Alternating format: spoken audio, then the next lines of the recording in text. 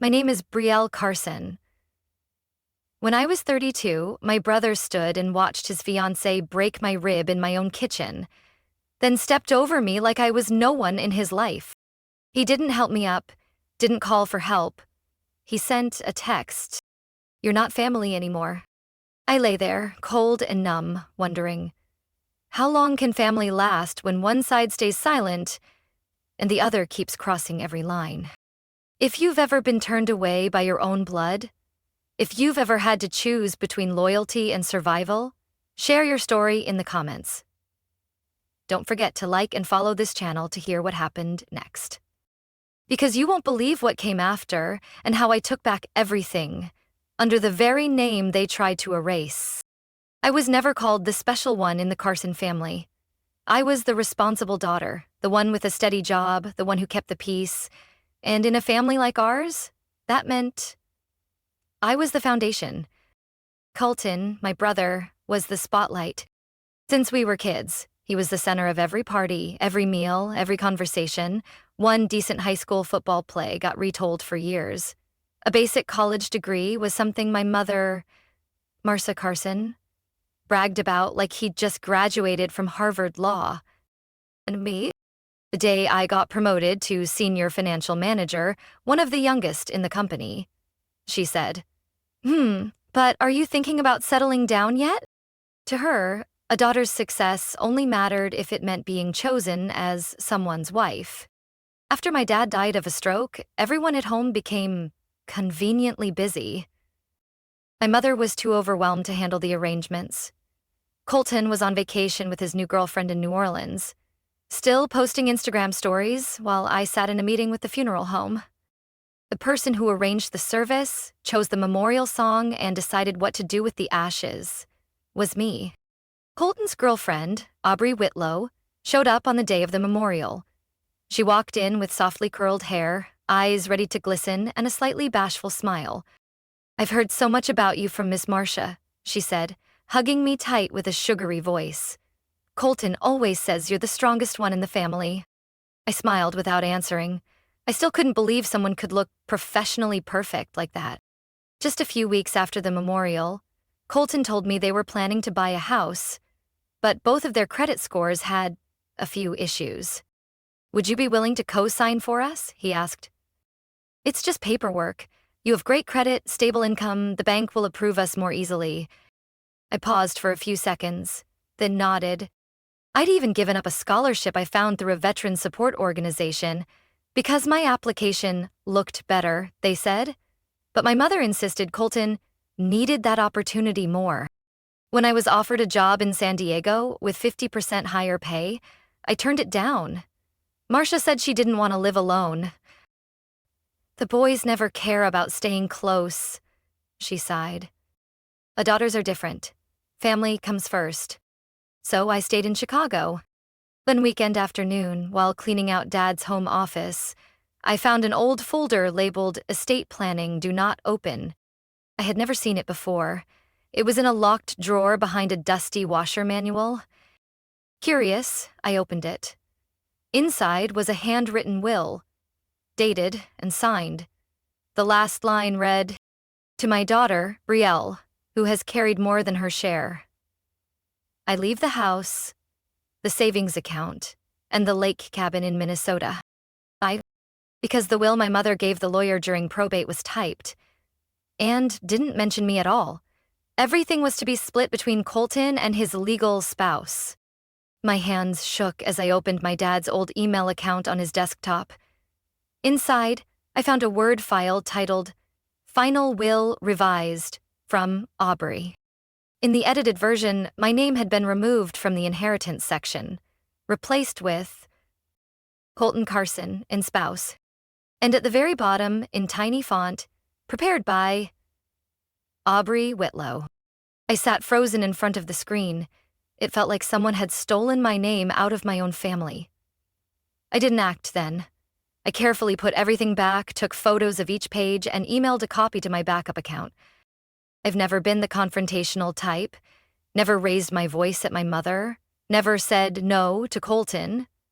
But for the first time in my life, something cracked inside me, and split into a fault line. I'm not the kind of person who's okay with crashing on someone's couch. I like my own space, my quiet, orderly routine. But at the time, Colton and Aubrey said they only needed a few weeks. "You're the only one we trust," Colton texted. "We don't want to keep mooching off our friends." Aubrey added softly, "I'll cook, clean, I promise. Just a few weeks, Brielle." "We won't be any trouble," I agreed again. The first week passed quietly, aside from Aubrey's habit of taking loud phone calls right in the kitchen. She always seemed to be performing, even when blending a smoothie. "Babe, I finally found that dress. Oh my God, when I wear it, your sister's gonna have to stand behind me in every photo," she giggled, glancing at me like it was accidental. I said nothing. I was already numb to it. I came home late from work. I cleaned the trash they left in the sink. I advanced money to pay the electric bill because Aubrey had forgotten her share. I said nothing. It happened on what seemed like an ordinary Saturday night, but it was the first cut that exposed everything I had been trying to ignore. That day, I came home earlier than usual. I stopped by the store, picked up some wine and marinated chicken, planning to cook a nice dinner for the three of us. The apartment was quiet when I walked in. Colton was on the couch, feet on the coffee table, eyes locked on the TV. Aubrey sat across from him, scrolling through her phone, a stack of blush pink wedding invoices on her lap. I set the groceries on the kitchen counter and smiled. "Hey, did you see my email about the deposit for the venue? They need payment by Monday." I said it gently, not accusing, simply reminding. Aubrey looked up, stared at me for a few seconds. "Oh yeah, I saw it," she said flatly. "But my family's been spending a lot too. I think you should pitch in a little more. I mean, you do live here too, right?" "I don't mind helping, Aubrey. But this is the deposit for your and Colton's wedding, not mine." She laughed. "Wow, you really are all business, huh? Weddings are a family thing, aren't they? Or do you think you're just some outsider freeloading in this place?" Colton said nothing. I looked at him. "Colton?" He shrugged, took a sip of beer, eyes never leaving the screen. I don't know what snapped in Aubrey next, but suddenly she shot up. "You always think you're so noble, don't you? So generous. But really, you're just some lonely woman clinging to Excel spreadsheets and a dried-up cactus." I tried to keep my voice steady. "You're crossing the line." Aubrey stormed into the kitchen. On her way, she grabbed a glass water bottle and, before I could react, hurled it at me. It missed, but smashed hard against the fridge behind me, shattering. "That's for what you did," she screamed, then lunged forward and shoved me with both hands. I instinctively stepped back, but slipped on broken glass beneath my feet. My back slammed into the edge of the counter. Pain shot through my chest. Before I could even catch a breath, she kicked me hard in the stomach. I folded, collapsing onto the floor. My face hit the cold tile. The first thing I felt wasn't pain. It was the metallic taste of blood at the corner of my mouth. And the only sound I heard was Colton cracking open another beer. I tried to lift my head. He was still sitting there, not moving, not looking at me. He asked quietly, like he was watching a commercial. "You done, Aubrey?" She turned, picked up her purse. Before walking out the door, she bent down, whispered just loud enough for me to hear. "You always thought you were above me. Look at you now. Flat on the floor, face covered in blood, no one on your side. Right where you belong." Then she walked off, heels clicking against the floor like they were pounding on what was left of my pride. The door slammed behind them. And me, the one who had given them everything, was left lying cold, among glass and my own blood. I don't remember how I called the police. I remember my finger still trembling, dialing that familiar number on reflex. My voice, when I spoke to the dispatcher, was faint, fragmented, barely strong enough to explain what happened. But they came, and I tried to tell them.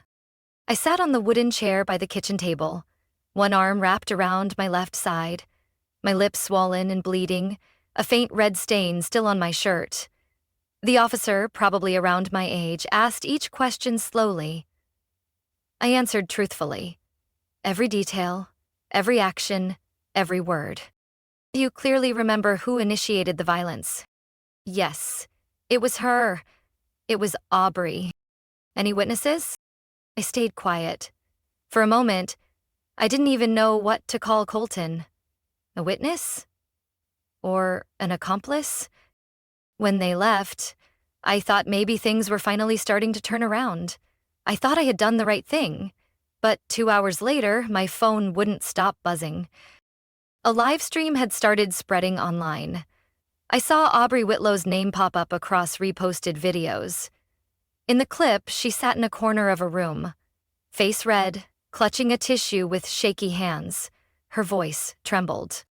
I don't even know if I should be saying this, but I don't feel safe. I don't know what she'll do next. She's my fiancé's sister. I used to admire her, but today, she completely lost control. I couldn't breathe when I saw my own face flash briefly in the clip, caught on a shaky phone camera, blurry, zoomed, showing me standing across from Aubrey, voice raised. No footage of the bottle being thrown, no footage of me getting shoved, just me, bruised, panting, pointing like I was about to snap. According to her version, I was the attacker. The comments poured in like a flood. That sister's nuts. Trying to steal her future sister-in-law's spotlight? Pathetic. This is what happens when successful single women can't handle other people being happy. I read each one in silence, then turned my phone off. Not because I didn't care, but because I couldn't take in anything else at that moment. Still, the noise echoed in my head like a slow, relentless drumbeat. The next morning, I received an email from HR. Subject: temporary suspension pending internal review. The message was brief. Due to viral content circulating on social media involving allegations of violent behavior, the company must review the situation to ensure a safe work environment. During this period, Ms. Carson will be placed on paid leave and restricted from accessing internal systems. I didn't blame them. I knew too well how these systems worked. Your reputation didn't have to be publicly destroyed, just questioned, and that was enough to be pushed aside. The phone rang. It was my mother. I picked up. Part of me still held out hope that she would ask if I was okay, ask what hospital I was in, offer to come get me. But the first thing she said was, "Colton said you lost control. I believe him." I couldn't speak. "I was assaulted, Mom. I called the police. I have a medical report confirming the injuries." "Maybe. But you must have done something. You know how you are. Too intense. You make people uncomfortable. You intimidate them." That evening, I reopened the live stream clip. I played it back, over and over. Something felt off. The original video was 2 minutes and 13 seconds long, but the timestamp on Aubrey's phone jumped from 8:42 and 15 seconds to 8:42 and 37 seconds in just a few frames. The 12 seconds were missing. I jumped up, body still aching.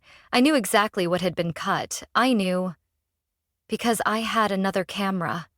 Not inside the apartment, the smart doorbell in the hallway. I had enabled automatic recording, backed up to the cloud, just in case packages got stolen. I'd almost forgotten it existed. I opened my laptop, logged in. My heart raced as I scrolled through the footage, until I landed on the exact date, the exact time. And there it was, the full truth. Aubrey entered the frame first, her face calm. She turned toward the hallway, made sure no one was around, then tucked her phone into her bra. She looked straight into the doorbell camera, as if daring it to catch her. Then she stepped into my apartment and shut the door. I couldn't see inside, but I had audio. The sound of a cabinet slamming, glass shattering, my voice yelling, "Aubrey, stop!" I saved the footage. 3 copies. One for myself, one sent to my best friend, Taryn Lee, the only person who had seen me fall and rise again. And one, I wasn't sure who it was for yet. But one thing I did know, this time, I wouldn't stay silent.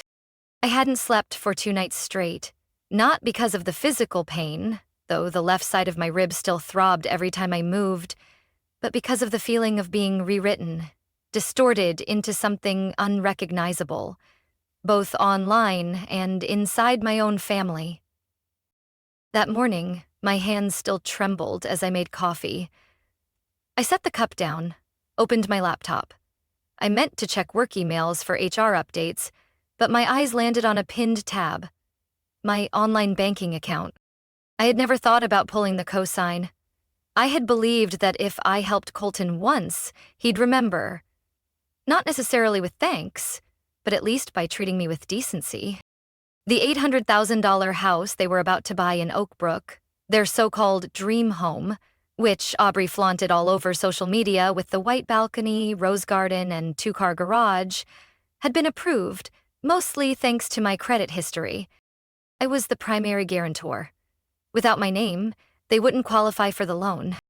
The day we signed the paperwork, Colton had said, "You've always been the stable one in the family. I know how lucky I am to have you." Now I was left with only one clear truth. They needed me for a signature. Not because I was family. I clicked the banking tab, typed in my password. My heart beat slow, but steady. I scrolled through the list of co-signed credit files and found the entry. Property loan, Whitlow and Carson. At the bottom of the screen was a small option, withdraw guarantee. I clicked it. A pop-up appeared. This action may directly impact the loan approval of the guaranteed party. Are you sure you want to proceed? I sat there, staring at the screen for a while. Then I typed in the verification code, answered 2 security questions, and finally signed electronically. My name appearing at the bottom of the document. Brielle L. Carson. I closed my eyes, leaned back in the chair. There was no feeling of victory, no regret. Only a stillness I hadn't felt in months. The call came less than 2 hours later. I had just poured a glass of water when the phone rang. Caller ID, Colton.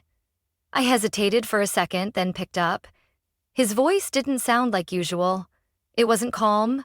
It wasn't politely fake. It was stripped down, raw panic. "Brielle, the loan's been canceled. I just got an email from the bank saying someone withdrew the guarantee. I don't know what the hell is going on." I set the glass down gently on the table, kept my voice even. "You said I'm no longer part of the family. I simply followed your words." "Wait. What?" "I didn't mean for you to actually do that. You know we already paid the deposit for the venue. That house is collateral." "What you did just blew everything up." I heard rushed footsteps behind him, then Aubrey's voice shrieked through the speaker, a mix of anger and fear. "Give me the phone." "Brielle, are you insane? You're ruining people's lives. I told you again and again I didn't mean to that day. It was because you—" I cut her off, calm and almost polite. "I don't need an explanation. I need space." I hung up. That night, I got a long text from an unknown number. But I knew it was Aubrey. It listed out all the expenses they had already covered. Home deposit, $45,000. Wedding venue reservation, $15,000. Interior design fees, $8,200. The message ended with, "You're really going to destroy someone's life over one fall?" I didn't reply, because to them it was never one fall. I stood up, turned off the kitchen light. In the soft dark, I knew one thing.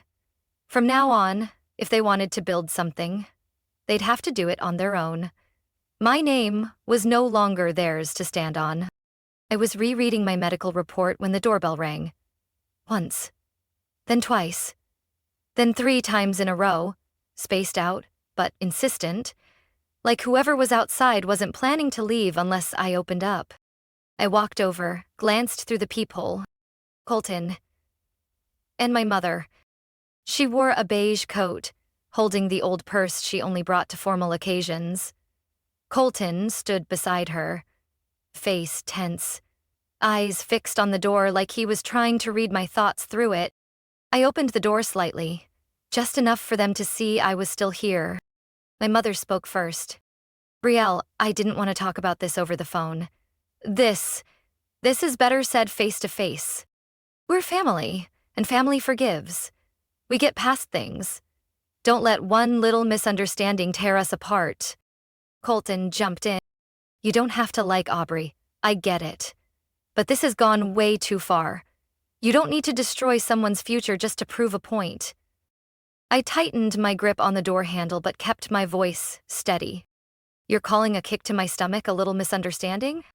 Colton exhaled, avoiding my gaze. My mother quickly interjected, her voice softer. "You're not the kind to exaggerate, I know that. But it's a tense time. Everyone's made mistakes. I'm just asking you to reconsider. Help Colton with the loan paperwork.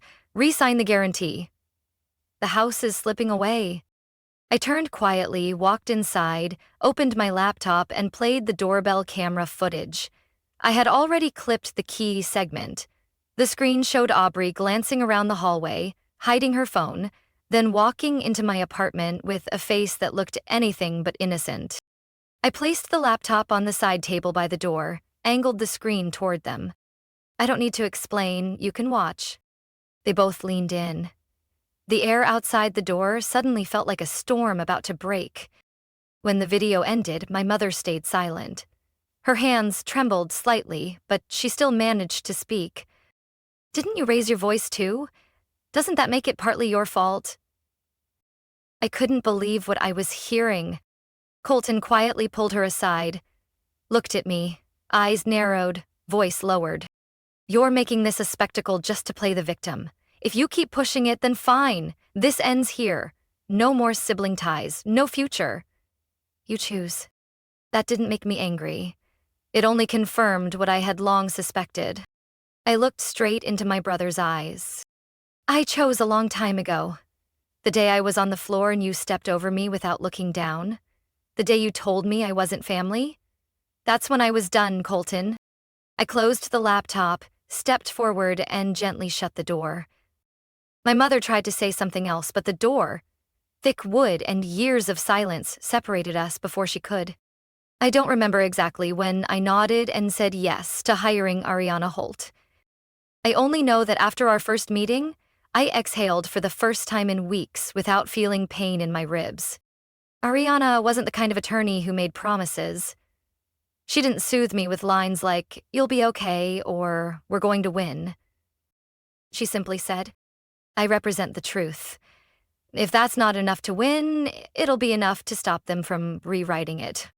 She came recommended by Taryn Lee, my best friend since high school, the one who stood by me through every version of my life, the quiet daughter, the silent woman, and now the one who wouldn't shrink back anymore. The court date was set for Monday morning. The county courthouse in downtown Chicago was smaller than I'd expected. Not loud, no one shouting, no one slamming fists. Just shoes tapping on stone floors and the soft rustle of pages turning. I took my seat beside Ariana and Taryn. Across from us, Aubrey, Colton, and my mother. I wasn't surprised she came. She glanced at me once, then quickly looked away, like my eyes might undo her. Aubrey wore a pale gray dress, soft pink lipstick, and sat delicately like a sparrow trembling in a storm. Except, I knew it was a performance. The judge entered, and the fiction began. The plaintiff's attorney started with a somber voice, as if telling a tragedy instead of presenting legal facts. "Your Honor, my client, Ms. Aubrey Whitlow, is the victim of a pattern of harassment, control, and emotional abuse at the hands of her fiancé's younger sister." She tried to stay patient, but at a certain point the fear became too overwhelming. And on the night of the incident, she had no choice but to defend herself. He listed a series of evidence that included a photo of Aubrey holding an ice pack to her wrist, the carefully edited livestream clip, and A few out-of-context text messages I'd sent asking them to leave my home. Ms. Carson's behavior shows a clear pattern of control, jealousy, and severe emotional instability, he concluded. My client isn't asking for punishment, only to feel safe. Aubrey dabbed her tears with a white silk handkerchief. Colton bowed his head. My mother clutched Aubrey's hand like she was the only child she had. Ariana didn't flinch when it was her turn. She stood up slowly, like someone who knew she didn't need to say much. Your Honor, we're not here to talk about emotions. We're here to present facts with full evidence. She walked to the display table and opened the medical photo report. Bruising on the rib cage, split lip, abrasions on the right arm. Then she read each line of the medical report. Slowly, date, doctor's signature, and the description of injuries. Consistent with direct blunt force trauma. Then she moved on to the smart doorbell footage. The courtroom went dead silent as the video played, showing Aubrey discreetly placing her phone, scanning the hallway, then pushing hard through my front door. No one said a word as the sound of shattering glass filled the room, followed by my voice yelling, "Aubrey, stop!" Ariana turned back, not finished yet. And to further clarify the nature of this incident, we'd like to present an audio recording of a conversation between Ms. Whitlow and a former acquaintance. Aubrey's voice came through the speakers, calm and conversational. She thinks she's some kind of finance princess. Girl's been living alone too long, she forgot people don't need her. One kick. That's all it took to remind her who's actually on the wedding invite. Aubrey went pale. Ariana looked directly at the judge, then dropped the final sentence like a pebble into still water. And if there's still any doubt about the plaintiff's character, we respectfully submit a copy of Miss Aubrey Whitlow's deferred assault charge during her sophomore year at a Minnesota university for attacking a fellow student in the dormitory. Record verified, 1-year probation, later expunged at the request of Mr. Colton Carson. Colton looked up. His mouth opened, but no sound came out. My mother touched Aubrey's shoulder to comfort her, but her hand trembled so much she pulled it back immediately. After months of being twisted into the villain of my own story, I knew I wasn't here to win. I was here to put everything back in its rightful place. The truth, whether anyone wanted to look or not, was here now, in court, and no one could unsee it anymore. The judge dismissed Aubrey's lawsuit and granted my countersuit. The ruling was clear. Aubrey Whitlow had fabricated, defamed, and falsified evidence, causing serious damage to my reputation, career, and mental well-being. I was exonerated and granted the right to pursue civil damages. But what brought me the deepest sense of peace wasn't in the amount or the language. It was the final moment, when I looked across the room and saw the collapse on their faces. Colton didn't meet my eyes. Aubrey left the courtroom before the judge even finished the last sentence. My mother remained seated, as if still hoping something might undo the verdict. But there was no one left willing to listen. The news spread fast. A lifestyle blogger uncovered that Aubrey had once been suspended for assaulting a roommate. A women's forum posted the audio clip of her bragging about the kick, and the story spread like wildfire. The hashtag #WhitlowLie began to trend. Some brands quietly pulled partnerships. The airbrushed PR wedding posts started disappearing one by one. The dream home in Oak Brook was officially repossessed after Colton failed to make the down payment. The wedding venue canceled the contract, citing a violation of brand ethics. Aubrey vanished from social media without a word. As for Colton, I wasn't sure. I heard through someone that he'd moved in with a college friend and was trying to sell the sports car he once called his pride. Me? I received an email from Nathan Rhodes, my former director at the finance firm I used to work for. Riel, I've been following the case, not because it involved the company, but because I worked with you. I know you're not the kind of person who loses control, no matter how they tried to spin it. And, more importantly, I know your worth. If you're open to returning, the VP of Strategic Development position is currently vacant, and I want you in that chair. A few days after the trial, I got another email from my mother. It was short. No apology, no admission. If only you hadn't let things go this far. You know they've already lost enough. I stared at the screen, not to decide how to reply, but to confirm I truly felt nothing. Even now, what she worried about was how far things had gone, not how they began. I didn't type a single word back, not out of spite, but because there was nothing left worth saying. Loyalty cannot be one-sided, and family, if it demands silence as a condition, maybe it was never family to begin with. The new apartment was on the 5th floor of an old building by the lake. No elevator, no open kitchen layout. But it had a small balcony, just big enough for 2 lavender pots and a round wooden table for morning coffee. I didn't choose it because it was cheap, but because it didn't remind me of anything. No memories on the walls. No old coffee stains on the carpet. Only morning sunlight on hardwood floors and the chime of wind bells when the window opened. I started taking pottery classes every Tuesday at a small studio 3 blocks away. The instructor was a woman in her 60s, hair silver, hands cracked from glaze and fire.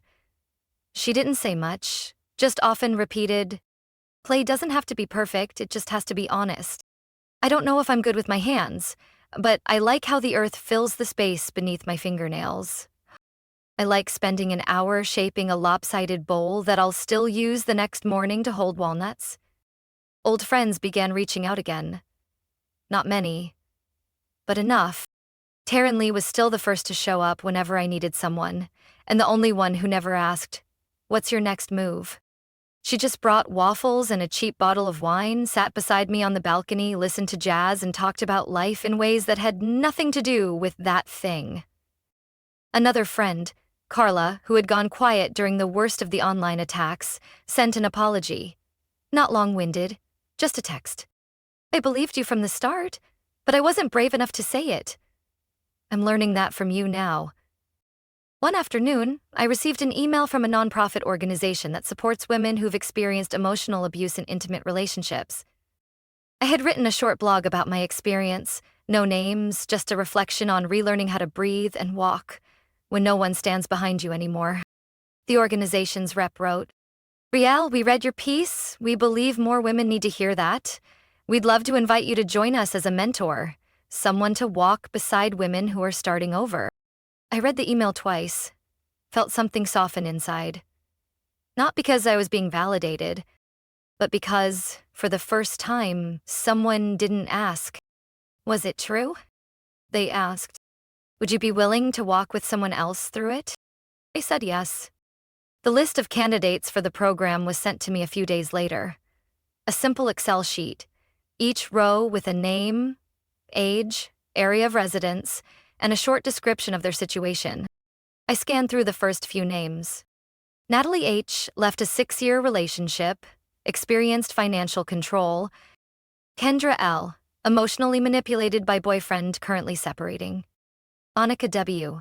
mother of a 4-year-old, previously forced to cut off all contact with friends.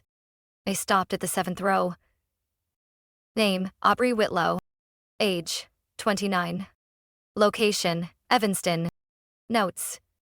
Recovering from a relationship involving control and public defamation. Seeking to rebuild personal image and learn to set boundaries. Hoping to connect with someone who has lived experience. No mention of the other person involved. No indication she had ever been the one who caused harm. Only the rewritten image. A victim, looking to rediscover herself. One question flickered in my mind. Was she still performing, or trying, for the first time, to live honestly? I didn't know. And maybe it didn't matter anymore. I gave no response to the nonprofit about Aubrey's case, nor did I decline. I simply moved the email to a folder labeled Later to review later, not out of avoidance, but because what I needed now wasn't about reacting anymore. I used to think maturity meant learning to control emotions, staying silent when misunderstood, appearing graceful while hurt. But then I realized sometimes the bravest thing is to speak up.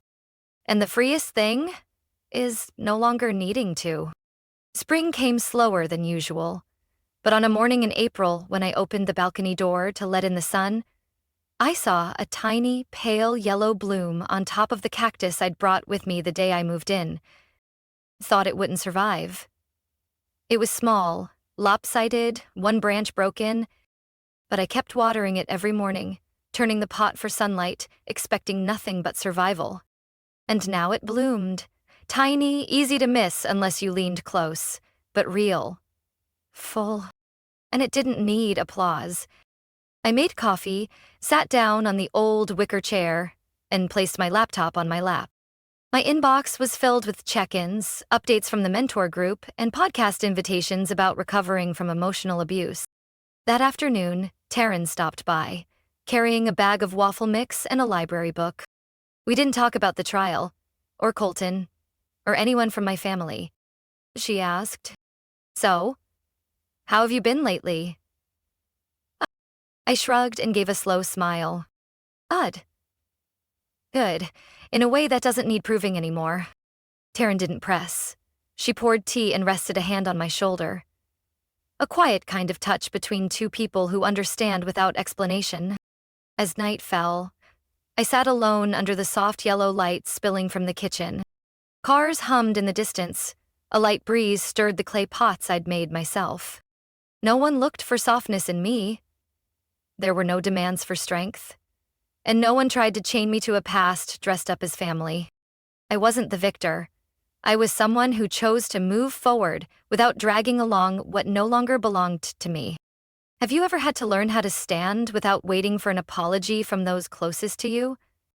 Have you ever stayed silent for so long, only to one day realize you no longer recognized yourself in that silence? I'm not telling this story to blame anyone. And not to prove I was right. I'm telling it because somewhere out there, someone else might have been made to feel like a shadow, pushed out of the very home they helped build, and still hasn't found the exit. If any part of my journey makes you pause and reflect on your own, share it. Because I believe stories aren't told to expose anyone, but to connect those who were once made to believe silence was their only role. And if you want to keep hearing honest glimpses of family, of pain, and of what it means to rise from the impossible, follow this channel. There are still so many stories waiting to be told.